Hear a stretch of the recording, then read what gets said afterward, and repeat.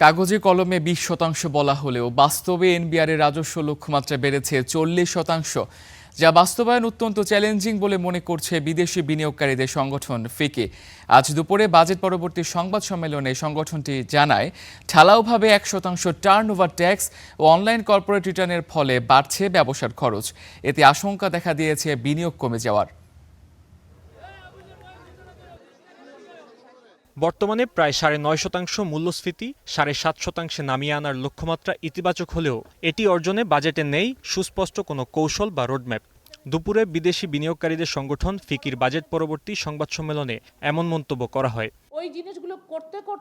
এ সময় turnover tax 1% নির্ধারণ এবং কর্পোরেট ট্যাক্স রিটার্ন পুরোপুরি অনলাইনে নেয়ার ফলে ব্যবসার ব্যয় বাড়ার শঙ্কা প্রকাশ করেন বিশেষজ্ঞরা। যেটা আমরা টার্নওভার ট্যাক্স হিসেবে আপনারা সবাই রিপোর্ট করেন, এটা কিন্তু 1% ইন জেনারেল কোম্পানিগুলোর জন্য ফিক্স রেখে দিয়েছে। তাহলে রিকভারি ফেজে যখন লসেস হয়, লসের উপরও যদি আমাকে রেভিনিউর উপরে যদি 1% ট্যাক্স দিতে হয়, it's a burden on the business. Deregulation বা বিনিয়ন্ত্রীকরণ কার্যকরভাবে বাস্তবায়ন এবং সবার জন্য সমান কর নীতি নিশ্চিত করার আহ্বান জানান ফিকির সহসভাপতি। আমরা বাজেটে অনেকগুলো দেখি খুব ভালো পদক্ষেপ, বাট যখন অন দ্য গ্রাউন্ড ফিল্ডে যায় এটা কিন্তু ওইভাবে ওয়েলকামিং হয় না। Budget is very investment friendly, execution is a challenging. সামাজিক সুরক্ষা, শিক্ষা, স্বাস্থ্য এবং নবায়নযোগ্য জ্বালানি খাতে বরাদ্দকে স্বাগত জানিয়ে ফিকির সভাপতি বলেন, বিনিয়োগবান্ধব পরিবেশ ও করের আওতা সম্প্রসারণ করতে হবে।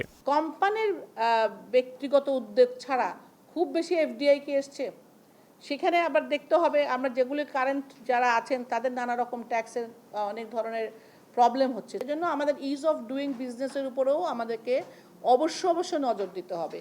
করের আওতা বাড়াতে যারা কর দিচ্ছে না তাদের খুঁজে বের করা, বিভিন্ন লাইসেন্স ও ভ্যাট রিটার্নের ক্ষেত্রে পিএসআর বাধ্যতামূলক করারও সুপারিশ করে সংগঠনটি। অন্যান্য দেশ তো করেছে, এটা তো ইম্পসিবল জিনিস না। Fahim Yusuf, star news, Dhaka.